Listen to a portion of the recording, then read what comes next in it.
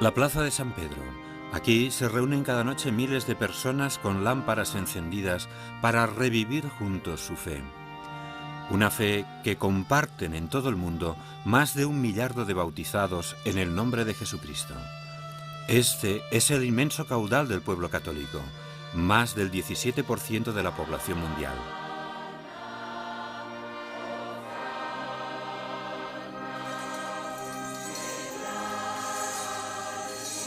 Pero los cristianos incluyen también a los fieles de las iglesias separadas, protestantes, anglicanos, ortodoxos. Contando solo las más numerosas, son casi 2 millardos, es decir, el 33% de la población mundial.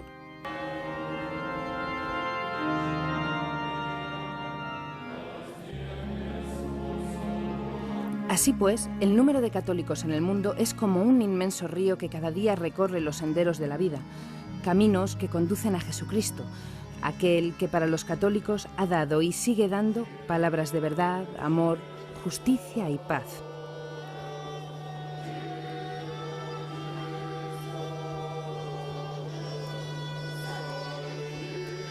Y todo comienza en Nazaret, donde hace 2000 años una muchacha hebrea respondió a la llamada y aceptó concebir y dar a luz a Jesús, el Salvador, el Hijo de Dios vivo.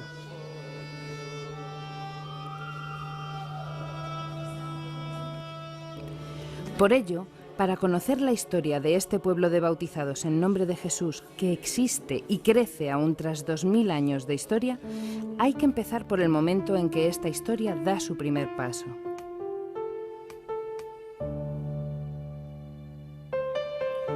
Es una historia que se integra en otra más amplia, la del pueblo de Israel a través de la alianza que hizo Dios con el pueblo elegido, con los hijos de Abraham, de Isaac y de Jacob.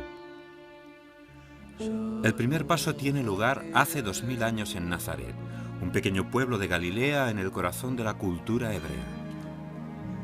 El relato de lo que sucedió en aquellos días está escrito en los Evangelios. Los Evangelios son 4 y fueron escritos por San Mateo, San Marcos, San Lucas y San Juan. Esquemáticamente vamos a ver cuándo fueron escritos los 4 evangelios tras la muerte de Jesucristo. La redacción del Evangelio de San Mateo se puede fechar entre los años 42 y 50. El segundo evangelio, el de San Marcos, se puede datar antes del año 60. De unos años después se considera el tercer evangelio, el de San Lucas, autor también de los Hechos de los Apóstoles, cuya narración se termina en el año 62. Y el cuarto libro, el de San Juan, fue escrito algunas décadas más tarde. Efectivamente, son los 4 evangelios de San Marcos, San Mateo, San Lucas y San Juan los que la Iglesia ha reconocido desde siempre, desde el principio, como relatos auténticos de las palabras, de los hechos y los actos de Jesús. Quieren contarnos precisamente estos hechos, estas acciones, porque los cristianos desean tener un recuerdo preciso de lo que Jesús había dicho. Tenemos que recordar que Mateo, Marcos y Juan fueron discípulos de Jesús. Lo siguieron, vivieron con él, han visto sus hechos, sus acciones. San Lucas, por su parte, también es evangelista y ha escuchado de boca de la Madre, de la Virgen María, todo lo que le había acontecido, lo que le había pasado. Bien, pues los evangelios han sido escritos para todos. Han sido escritos para nosotros y para todos los hombres, para aquellos que creen y para aquellos que no creen. La historia de Jesús y todo lo que sucederá en los siglos siguientes comienza en un pueblecito de Galilea, Nazaret.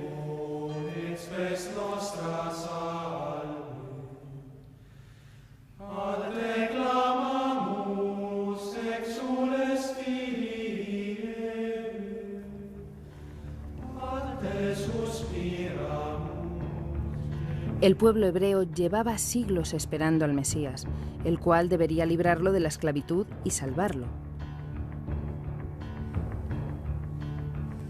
Para los cristianos, Dios responde a esta esperanza mandando a su Hijo Jesús. El 25 de marzo, todos los años, los católicos celebran la Anunciación, es decir, el recuerdo de la aparición del arcángel Gabriel ante la Virgen para anunciarle que habría de ser la madre de Jesús. La tradición indica que la casa de María fue transportada por los ángeles a Loreto, desde hace siglos lugar de devoción y peregrinación para millones de fieles. Entre los muros de este santuario volvemos a escuchar las palabras que San Lucas recoge en su Evangelio. Dios envió al ángel Gabriel donde una joven virgen que vivía en una ciudad de Galilea llamada Nazaret y que era prometida de José, de la familia de David. No temas, María, porque has encontrado el favor de Dios, dijo el ángel. Vas a quedar embarazada y darás a luz a un hijo al que pondrás el nombre de Jesús. Será grande, lo llamarán Hijo del Altísimo y su reino no tendrá fin.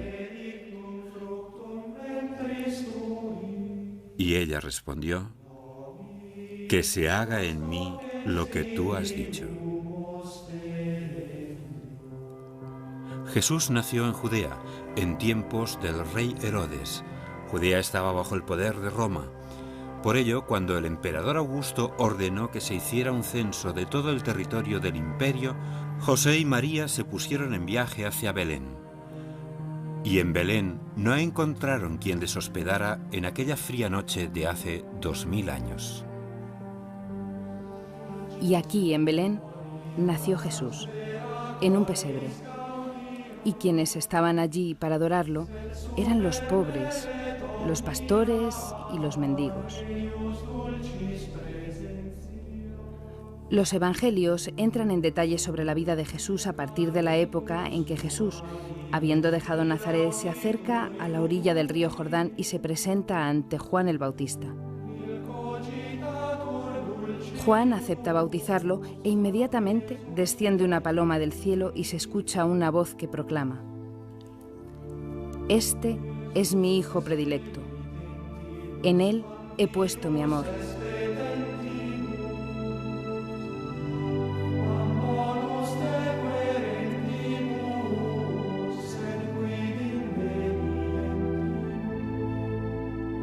Después del bautismo, Jesús empieza a recorrer los caminos de Palestina, Galilea, Samaria, Judea, y muchos comienzan ya a conocerle y a seguirle. Y un sábado lo encontramos en la sinagoga de Nazaret, el pueblo donde había crecido y le habían conocido. Le entregan, como era costumbre, el rollo de las Escrituras, donde están escritas las palabras de los profetas. Y Jesús lee en voz alta: El Espíritu de Dios está sobre mí. Me ha ungido y me ha enviado para anunciar a los pobres una alegre noticia, para proclamar la liberación a los prisioneros y dar a los ciegos la vista, para liberar a los oprimidos y predicar el año de gracia del Señor. Solemnemente cierra el libro, lo entrega al sirviente y dice: Hoy se cumple la escritura que habéis escuchado con vuestros propios oídos. Jesús proclama su identidad. Jesús se confiesa Hijo del Padre y entra en la historia de la humanidad para devolver la humanidad al Padre. Todavía hoy son millones los fieles por todo el mundo que continúan la misión que comenzó Jesús. Y escuchando su palabra, se llenan de fe, esperanza y caridad. Y en la medida de sus posibilidades, muestran en su propia vida las enseñanzas del Evangelio. Dichosos los pobres, porque vuestro es el reino de Dios. Dichosos los que padecen hambre, porque serán saciados. Dichosos los que lloran, porque serán consolados. Dichosos los perseguidos por culpa del Hijo del Hombre.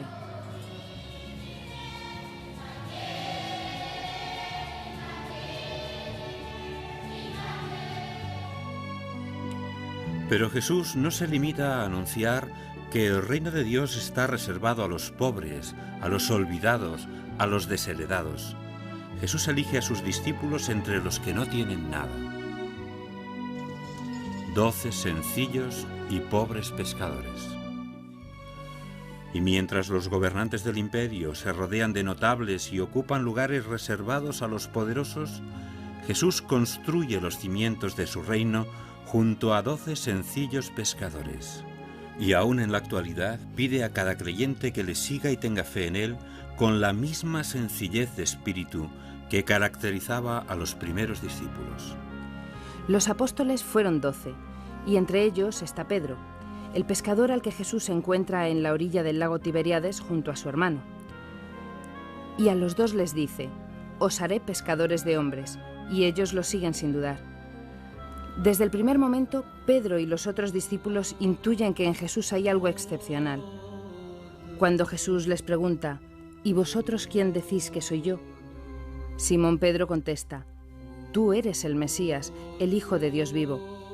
Entonces Jesús le dice: «Y yo te digo, tú eres Pedro, y sobre esta piedra edificaré mi iglesia». Son estas palabras las que han hecho que todavía hoy todos los católicos vean a Pedro como el vicario de Cristo en la tierra.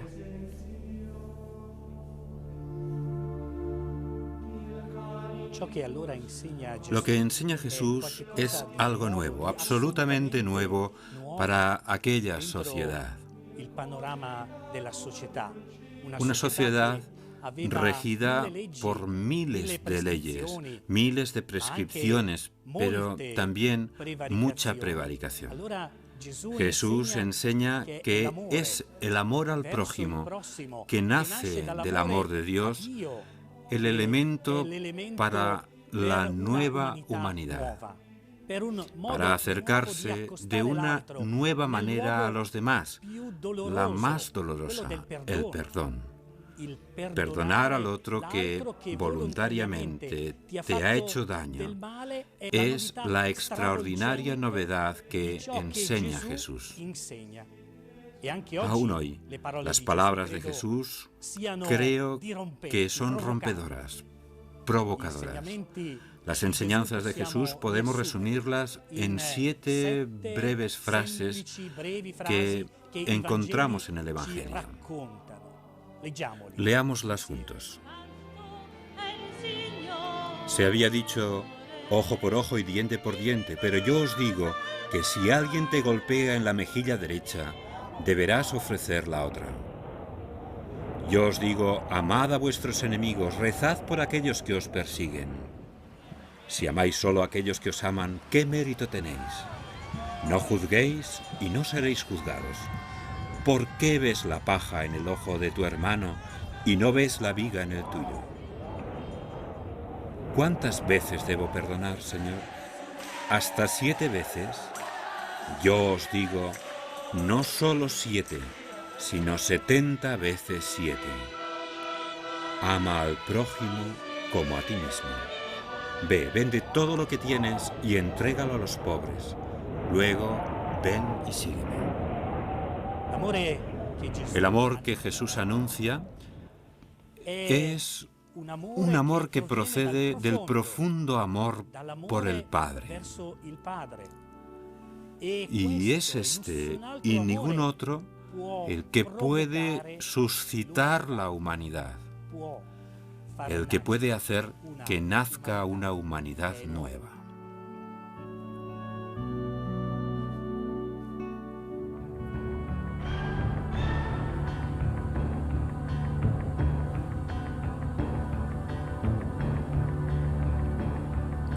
Mientras todo esto sucede, Roma está en el máximo de su expansión.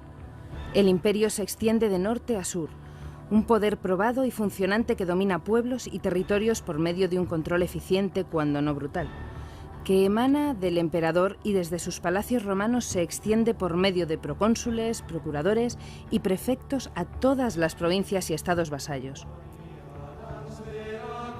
En este contexto, las palabras de Jesús, ama al prójimo como a ti mismo, representan un peligro para la maquinaria del poder. poder que basa en el dominio desde arriba su fuerza y razón de existir. Los poderosos, los que defienden el poder imperial, se convencen de que Jesús es un peligro, sobre todo para aquellos que se aprovechan del sistema imperial, sobre todo cuando aumenta el número de seguidores, y no aceptan que sea Jesús quien les juzgue. El escenario del Calvario de Jesús se está perfilando. Es el año 784 desde la fundación de Roma, 33º del nacimiento de Jesús. Si existe una ciudad, una tierra que simboliza la vocación y el destino de la humanidad, es Jerusalén.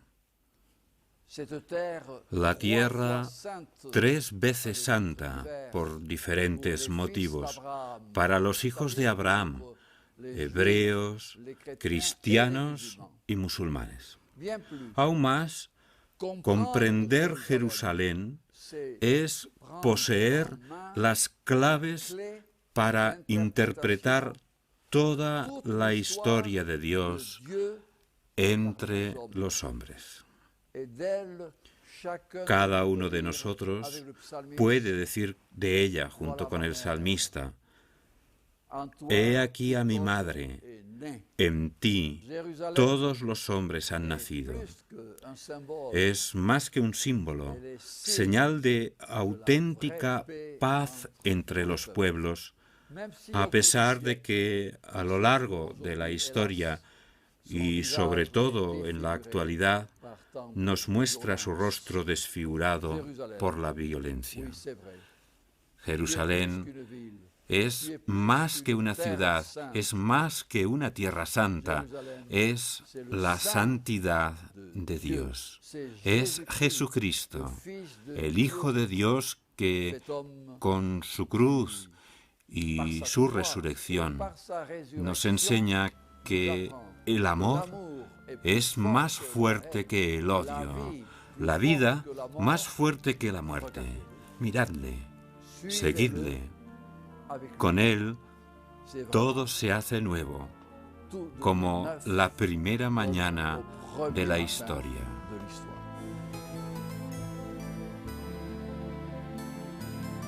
En este año 33, Jesús vuelve a Jerusalén, aclamado por la multitud que lo acoge como a un rey, agitando ramas de palma y olivo. Ahora, como entonces, son muchos los cristianos que desean estar juntos y escuchar las palabras de Jesús, de este hombre que encarna a Dios y que quiere una historia hecha de paz, de comunión, de esperanza y amor. Jesús, sentado entre los discípulos, dice: He deseado ardientemente celebrar esta Pascua con vosotros antes de mi pasión. Poco después se produce la situación más significativa e importante para la historia de la Iglesia y los millones de fieles que hasta el día de hoy siguen considerándose hijos de Dios.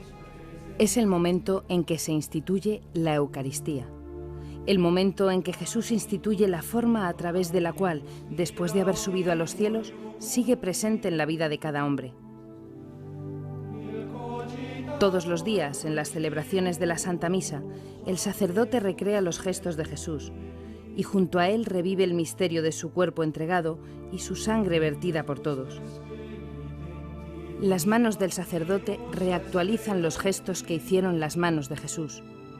Y cada día, el pan y el vino se convierten en cuerpo y sangre de Cristo. Tomad y comed, este es mi cuerpo. Haced esto en memoria mía, dice Jesús. Y después, bebed todos de él, porque esta es la nueva alianza con mi sangre derramada por vosotros. Haced esto en conmemoración. Las 12 comuniones distribuidas aquella noche, hoy se han convertido en centenares de miles en todo el mundo. Y el pan troceado aquella noche y nuevamente troceado en cada Eucaristía es para más de 1 millón de hombres la esperanza de que la otra mitad del planeta descubra la paz. Probablemente Jesús provoca miedo a los responsables, a los gobernantes, a todos los que detentan el poder. Es una situación típica. El amor que predica Jesús es un amor que da miedo y ellos solo tienen un objetivo: matarlo, hacerlo desaparecer. La historia de los 30 denarios la conocemos todos. Todos la tenemos presente. Por una bolsa con 30 monedas de plata es vendido el amor. Para los creyentes cristianos, la pasión de Jesucristo es historia verdadera, su historia, que es revivida por los católicos en las oraciones que se repiten en cada Vía Crucis. Recuerdo del sufrimiento y la entrega de una palabra que nos recuerda lo que dijo Jesús. Como yo os he amado, amaos los unos a los otros. En esto todos reconocerán que sois mis discípulos, si os amáis los unos a los otros. Si me amáis, observad mis mandamientos. El Espíritu Santo que os mandará el Padre os enseñará todo y os sugerirá todo lo que os he dicho. Si a mí me han perseguido, os perseguirán también a vosotros. De aquella sangre que Jesucristo vertió en la cruz, nacerá el gran pueblo de Dios. En este pueblo, los católicos ven y reconocen en el Papa a aquel que indica el camino hacia la cruz, señal de vida eterna de la que la Iglesia entera es el cuerpo.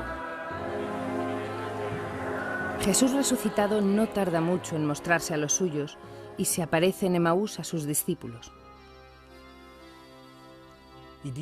Los discípulos que habían estado con Jesús tras su resurrección, llenos de entusiasmo por haberse encontrado a Jesús todavía vivo, ¿qué final han tenido?